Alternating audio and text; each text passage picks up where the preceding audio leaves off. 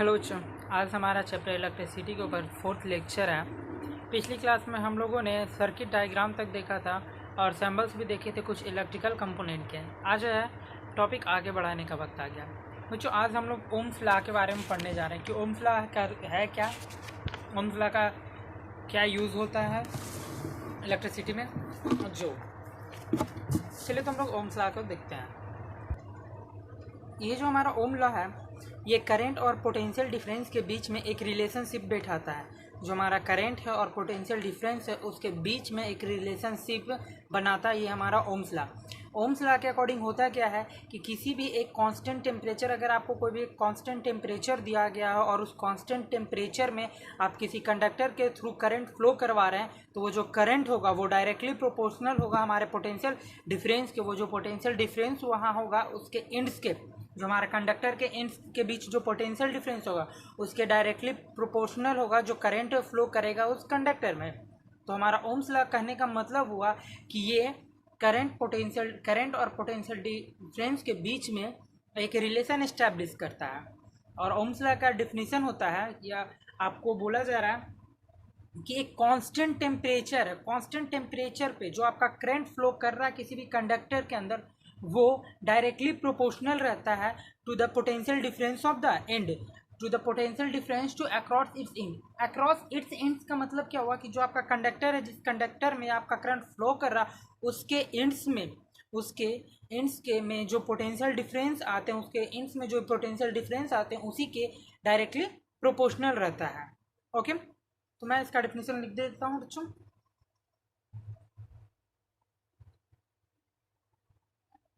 at constant temperature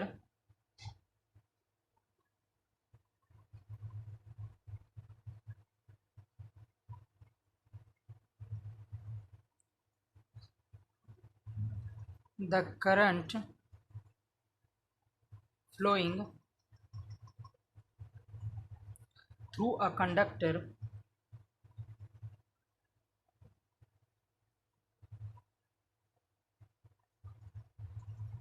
is directly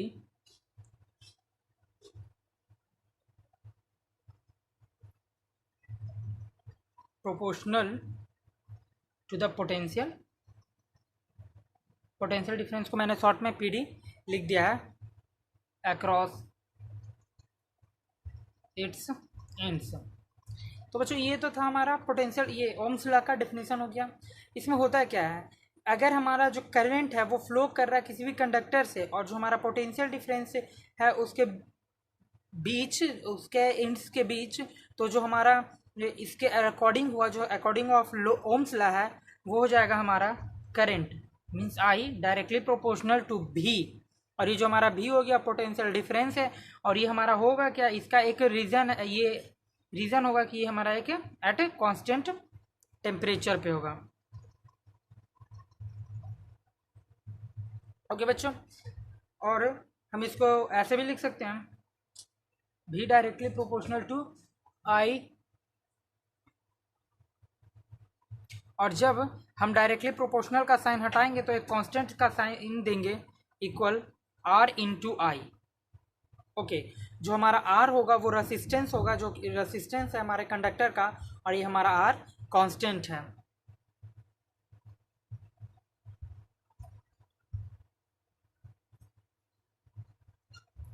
resistance of conductor, जो कि हमारा ये कांस्टेंट होगा। ओके, तो ये हमारा आ गया ओम्स लॉ का फॉर्मूला जो कि हमने डेराइव किया उसके डिफिनीशन से, भी इक्वल टू आई आर या फिर आर आई, जो भी आप इसे बोले। ये हमारा कांस्टेंट जो आर रेसिस्टेंस उसका वैल्यू डिपेंड करता है लेंथ पे, एरिया ऑफ क्रॉस सेक्शन पे और कंडक्टर के टेम्परेचर पे। इन सब चीज़ों पे हमारा रेसिस्टेंस का जो कांस्टेंट है उसका वैल्यू डिपेंड करेगा। ठीक है, value of R depends upon nature, length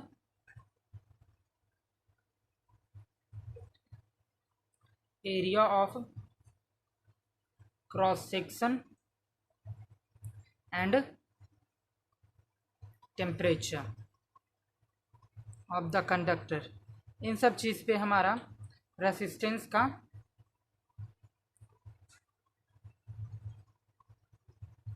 हमारे रेसिस्टेंस का वैल्यू डिपेंड करता है। ये जो हमारा भी आया V equal to I R या फिर R equal to V by I, जहाँ की जो भी हम इसे जैसे भी लिखना चाहें हम लिख सकते हैं। ओके, जो हमारा V इक्वल टू आता है आपका पोटेंशियल डिफरेंस PD, और ये I आपका करंट है और आपका रेसिस्टेंस है जो कि कांस्टेंट है। इससे हमारा रिलेशन एक बनकर आता है कि जो हमारा करंट है वो डायरेक्टली प्रोपोर्शनल होता है हमारे पोटेंशियल डिफरेंस का, और जो हमारा करंट है वो इन्वर्सली प्रोपोर्शनल होगा रेसिस्टेंस का। ये जो अभी मैंने ऊपर लिखा इसके से दो रिलेशन बन निकल के आते हैं। मैं दोनों रिलेशन आपको लिख कर दे देता हूँ।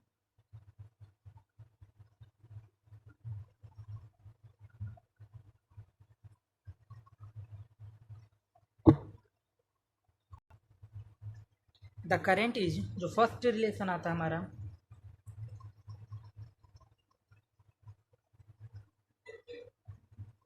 The current is directly proportional to potential difference. और एक हमारा रिलेशन क्या आता है, जो हमारा करंट रहता है वो रेसिस्टेंस के इन्वर्सली प्रोपोर्शनल होता है। The current is inversely proportional to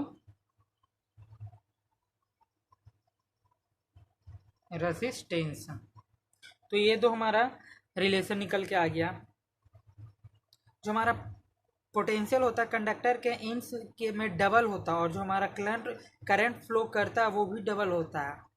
if the potential difference is half the current is also half.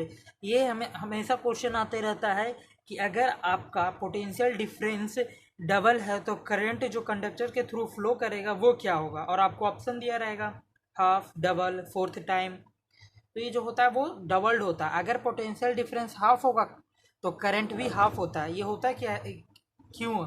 जो हमारा करंट है वो डायरेक्टली प्रोपोर्शनल होता है पोटेंशियल डिफरेंस के, जो कि हमारे कंडक्टर के एंड्स के अप्लाइड होता है। इसी कारण जो हमारा पोटेंशियल डिफरेंस है कंडक्टर में, अगर वो डबल होता है तो हमारा करंट भी डबल होगा, और जो हमारा पोटेंशियल डिफरेंस हाफ होगा तो हमारा करंट भी हाफ होता है। Okay, the current is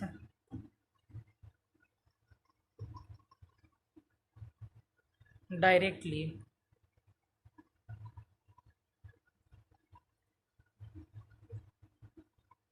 proportional to potential difference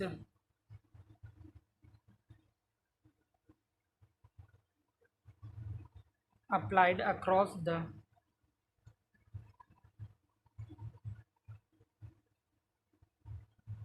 ends of conductor।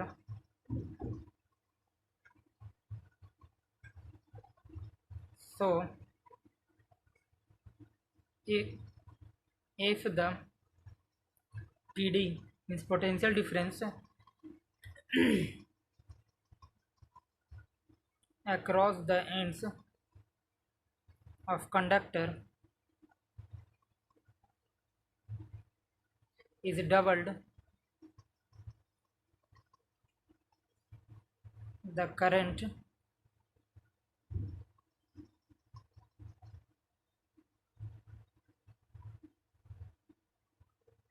flowing through it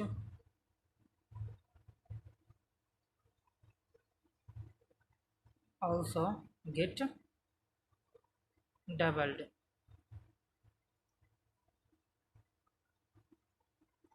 and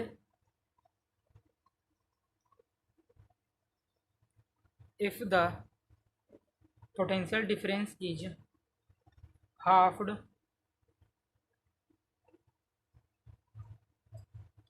the current also gets halved.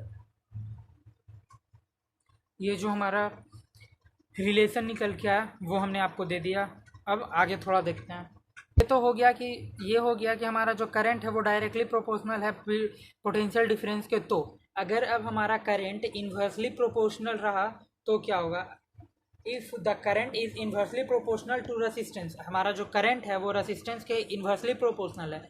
So the resistance is double. अगर अब हमारा रेसिस्टेंस डबल होगा तो करंट हाफ हो जाएगा, और रेसिस्टेंस हाफ होगा तो करंट हमारा डबल्ड हो जाएगा। इसका ऐसा रीज़न है क्योंकि हमारा जो करंट है वो रेसिस्टेंस के इन्वर्सली प्रोपोर्शनल है। So the strength of the electric current, जो हमारा इलेक्ट्रिक करंट का स्ट्रेंथ होगा किसी भी कंडक्टर का, वो डिपेंड करेगा दो फैक्टर पे। तो वो दो फैक्टर भी मैं आपको दे देता हूँ। जब हमारा पोटेंशियल डिफरेंस जो हम ये जो दो हमारा फैक्टर है डिपेंड कर रहा है फैक्टर, वो है कि potential difference across the end of the conductor, और दूसरा है कि रेसिस्टेंस ऑफ कंडक्टर। इन दोनों पे हमारा डिपेंड कर रहा है। ओके, तो हमारा जो स्ट्रेंथ है इलेक्ट्रिक करंट का वो हमारा कंडक्टर पे डिपेंड करता है दो फैक्टर से। अगर हमारा potential difference across of the conductor और रेसिस्टेंस ऑफ द कंडक्टर, ये दोनों पे हमारे इलेक्ट्रिक करंट का स्ट्रेंथ डिपेंड करता है। तो ये था हमारा ओम्स लॉ। अब हम लोग बच्चों देखेंगे रेसिस्टेंस ऑफ अ कंडक्टर की। रेसिस्टेंस का कंडक्टर में क्या यूज़ रहता है, किस लिए दिया रहता है, उसका क्या पर्पस होता है। ठीक है, हाँ, तो रेसिस्टेंस ऑफ कंडक्टर, इसका वर्क क्या होता है, कंडक्टर में रेसिस्टेंस का फंक्शन क्या होता है। बच्चों जैसे कि जो भी इलेक्ट्रिक करंट हमारे कंडक्टर में फ्लो करता है, जब उसमें इलेक्ट्रॉन मूव करते हैं एक पार्ट से दूसरे पार्ट में कंडक्टर के, तो वो इलेक्ट्रॉन्स एक दूसरे के साथ कोलाइड कर जाते हैं, और आइटम्स और आयंस जो भी प्रेजेंट रहते हैं बॉडी कंडक्टर के बॉडी में, उन सबसे कोलिजन होते हैं, और इस कोलिजन के कारण ही कुछ अपोजिशन होते हैं, कुछ ऑब्स्ट्रक्शन आते हैं करंट के फ्लो में। इसी प्रॉपर्टी को the property of conductor due to which is opposes the flow of current through it is called resistance. Conductor में एक प्रॉपर्टी होता है जिसके कारण वो फ्लो ऑफ करंट को अपोज करता है, उसी को हम लोग रेसिस्टेंस कहते हैं। ठीक है, तो ये था हमारा रेसिस्टेंस। रेसिस्टेंस कहते हैं किसको? इसका मतलब हुआ बच्चों कि जो भी आपके पास कंडक्टर है, उस कंडक्टर में आपका जो भी करंट फ्लो कर रहा, और उस फ्लो ऑफ करंट को अपोज जो करता है, उसी को हम लोग रेसिस्टेंस कहते हैं। ठीक है, the resistance of conductor numerically equal to the ratio of potential difference across its end to the current flowing through it. इसका मतलब हुआ कि जो हमारा रेसिस्टेंस है उसको न्यूमेरिकल वैल्यू में लिख सकते हैं, R equal to V by R, directly proportional to resistance is directly proportional to potential difference, okay, and inversely proportional to current। तो बच्चों ये था हमारा रेसिस्टेंस ऑफ कंडक्टर। तो मैं इसे लिख देता हूँ, क्या है resistance of conductor. The property of a conductor due to which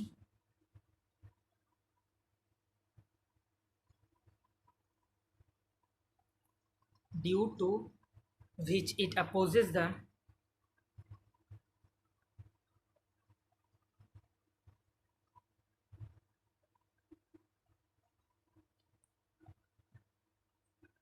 flow of current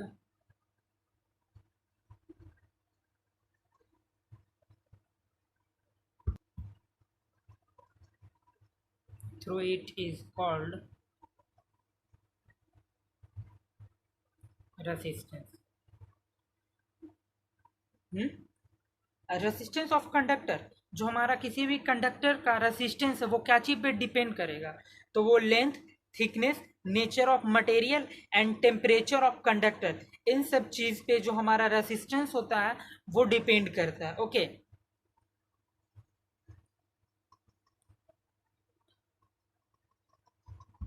तो ये हो गया हमारा कि रेसिस्टेंस, किसी भी कंडक्टर का रेसिस्टेंस डिपेंड क्या चीज पे करता है।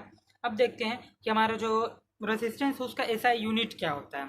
जो हमारा रेसिस्टेंस है उसका एसआई यूनिट ओम है, जिसको हम लोग डिनोट करते हैं एक सिंबल ओमेगा से। ठीक है, तो मैं आपको दिखा देता हूँ कि वो सिंबल कैसा होता है।